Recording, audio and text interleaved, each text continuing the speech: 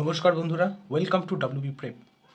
সরকারি চাকরির দরকারি খবর সেগমেন্টের আরও একটি ভিডিওতে তোমাদের স্বাগত। আজকে আমরা চলে এসেছি খুব গুরুত্বপূর্ণ একটি পরীক্ষার তারিখের ভিডিও নিয়ে, যেটা হলো বহু প্রতীক্ষিত এসএলএসটি গ্রুপ সি এবং গ্রুপ ডি। কবে পরীক্ষার তারিখ, কতক্ষণ সময় দেওয়া হয়েছে, কবে থেকে অ্যাডমিট ডাউনলোড হতে পারে, সেগুলো নিয়ে আমরা আজকে আলোচনা করব। তো চলো ভিডিওটা শুরু করি। প্রথমে আমরা একটু দেখে নিই যে কবে পরীক্ষার তারিখ দেওয়া হয়েছে। পরীক্ষার তারিখ কিন্তু মার্চ মাসে ঠিক করা হয়েছে, যেখানে ক্লার্কের জন্য 1 মার্চ এবং গ্রুপ ডির জন্য কিন্তু 8 মার্চ ডেট ঠিক করা হয়েছে। এবং কটা থেকে পরীক্ষা শুরু হচ্ছে? পরীক্ষা কিন্তু শুরু হচ্ছে দুপুর 12টা থেকে। এর পাশাপাশি যেটা উল্লেখযোগ্য বিষয় সেটা হলো ক্লার্ক পরীক্ষার জন্য কিন্তু সময় দেওয়া হয়েছে 1 ঘন্টা 50 মিনিট, এবং গ্রুপ ডি তার জন্য কিন্তু সময় দেওয়া হয়েছে 1 ঘন্টা 20 মিনিট।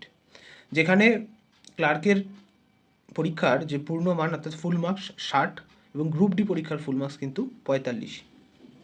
সেখানে সময়টাকে একটু অতিরিক্তই মনে হচ্ছে, কারণ 60 নম্বর বা 45 নম্বর পরীক্ষার জন্য কোনো পরীক্ষায় এতটা সময় দেওয়া হয় না। যারা ভিজুয়ালি হ্যান্ডিক্যাপ ক্যান্ডিডেট এবং যাদের স্ক্রাইব লাগে, রাইটিংয়ে লিমিটেশন আছে, তাদের জন্য কিন্তু 30 মিনিট এক্সট্রা সময় দেওয়া হচ্ছে। অর্থাৎ ক্লার্ক পরীক্ষার জন্য তারা কিন্তু 2 ঘন্টা 20 মিনিট সময় পাবেন, এবং গ্রুপ ডি পরীক্ষার জন্য তারা কিন্তু 1 ঘন্টা 50 মিনিট সময় পাবেন।